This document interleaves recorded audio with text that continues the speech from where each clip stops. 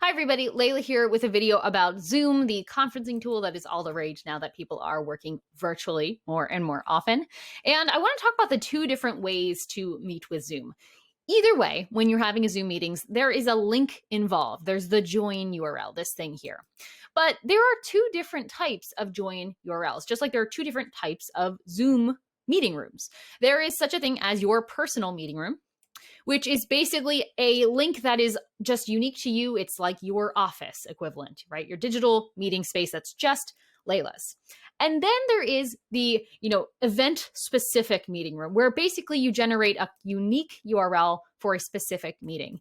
And that's generated for you when you schedule a meeting using Zoom or maybe using your calendar if you have them integrated.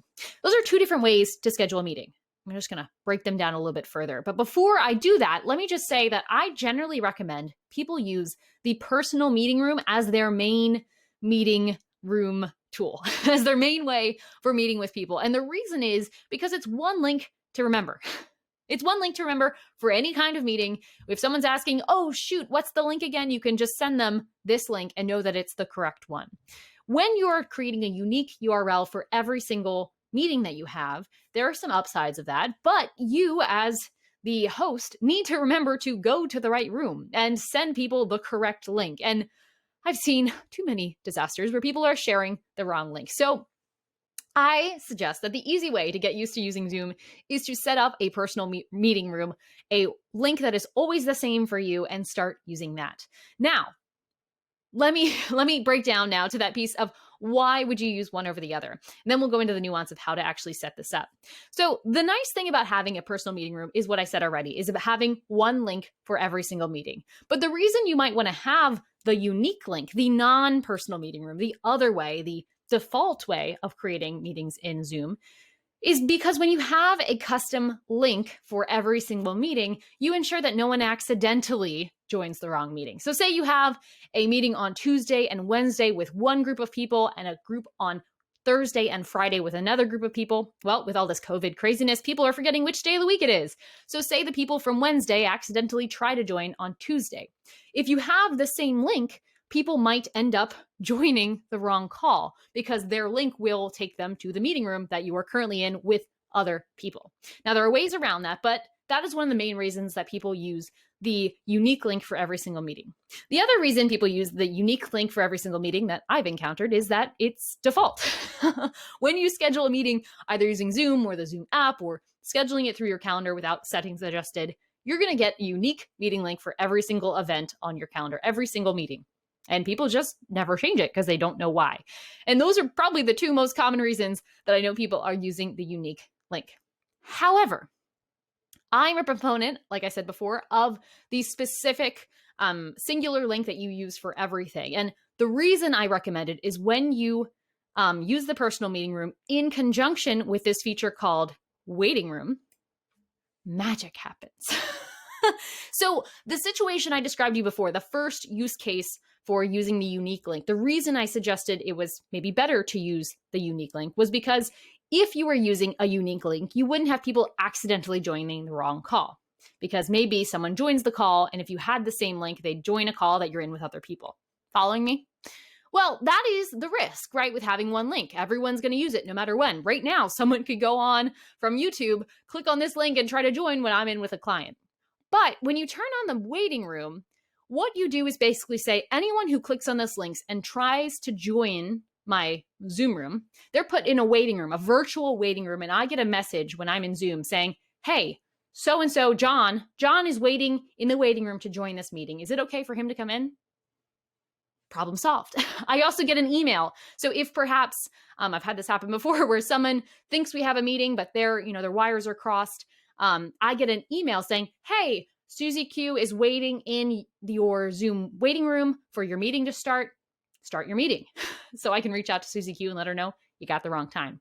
So when you have this waiting room turned on, that is when that is when having the singular meeting room becomes really, really helpful. Because then I have all the benefits of having one link, all the benefits of never needing to remember which room I'm clicking into, and also have the privacy of making sure that my meeting's not interrupted by people who are in the wrong space by accident or people who are just crashing.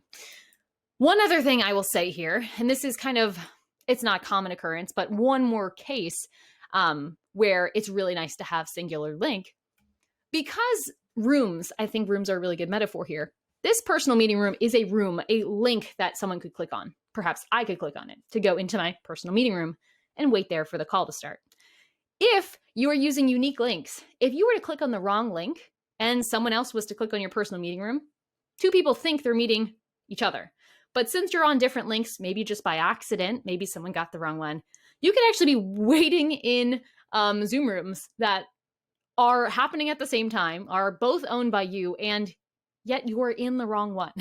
So just more complexity. I've only had that happen once, and I don't know if that's a common issue, but it's happened to me, so I know it can happen.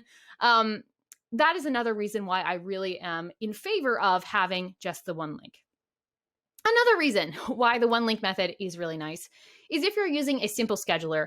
I know Calendly integrates really well with Zoom, for example. So if you're using Calendly for your schedule, it might generate a unique link for Zoom automatically. But dumb schedulers, ones that aren't quite as intelligent, I'm thinking Dubsado here, you might need to put a fixed location. It doesn't integrate with Zoom. You might just need to put a location field. And well, if a tool doesn't integrate with Zoom, how exactly would you do that? Because the link is the same every time, you can just copy and paste this code into the location field on the scheduler. So if someone is scheduling a 30-minute call virtually with you in Zoom, the meeting time can be 15 minutes. You can have a fancy name for your scheduler, and the location can just be this exact URL. While it's not as fancy as having a Zoom-generated invitation with all of that, all that good stuff that comes into an invitation where you generate it from the system, it does give someone the direct link to click in, which is what people are going to use 9 times out of 10. And it allows you to use it with your existing scheduler tool. Okay. Hopefully by now I convinced you why the combination of using a personal meeting room and adjusting your settings to make sure that your waiting room is on is worth doing. Now, how to do it. All you have to do is log into your Zoom space and start going under admin and changing your user settings to default to the personal meeting room. Now, it's different for everybody depending on what you have set up. But for example, I can have my Google Calendar in the other tab here. Every time I create a Google event and I click Zoom as the meeting location, it automatically pulls in my personal meeting room ID rather than pulling in a unique link. So these are just settings that you change. I'm not going to walk through how to do it here because it's a little bit different depending on your account and it's kind of a meandering road. But oh, hey, why not? So here is the link that I'm talking about here, using the personal meeting room. You want to turn on both of these, using personal meeting room when scheduling a meeting and using it when starting an instant meeting, which is basically when you use the start button up here, or just start meeting. Bam. When you turn those two on, things get good. You can require a password for this personal meeting room, but I think that's a little bit clunky and makes things complicated more than they need to. So I would just scroll on down until you see the option for, maybe I just passed it. Did I pass waiting room, guys? There we are. Just scroll down until you see the option for waiting room. It is pretty far down here, and get that waiting room option turned on. You can have it toggled to only to automatically bring in people in your organization, or to make everyone wait in the waiting room, which I prefer. And you can even customize the message and logo that you have on this waiting room, which I think is really nice. If you're someone who is using Zoom with a group of people who aren't used to using Zoom, you can use this customized waiting room space to provide a little bit more context and information and help information. Oh, mine has the wrong business name still. Oh my gosh. There we go, fixed, guys. You can use this area to provide a little bit more context and help your newcomers, your Zoom participants, to feel a little bit more comfortable and let them know that they are indeed in the right space. So that is that. That's really the two main pieces, is the waiting room and all the way up here, that personal meeting room ID. There might be multiple layers of settings that you need to set up. So if you're using the desktop app, sometimes those conflict with your web settings. Not entirely sure why that is, but I would say if you hit those 3 things, you should be good. But you always want to look wherever you are using Zoom. So if you have a desktop app, if you have a phone app, if you have it integrated with separate tools and there's settings in those tools, check all the places. But once you have that, you should feel confident in pulling that personal meeting room number whenever you need to have a meeting. So There it is. And you just copy and paste that. Personally, I like to bookmark it or have it saved somewhere on my device so that way I can pull it up whenever I need to and just send it away whenever I'm jumping on a call. So that is what I consider the easy way of doing Zoom. I hope that was pretty cut and dry as to why that's more helpful than having a unique link in every single meeting, but that's just my personal opinion.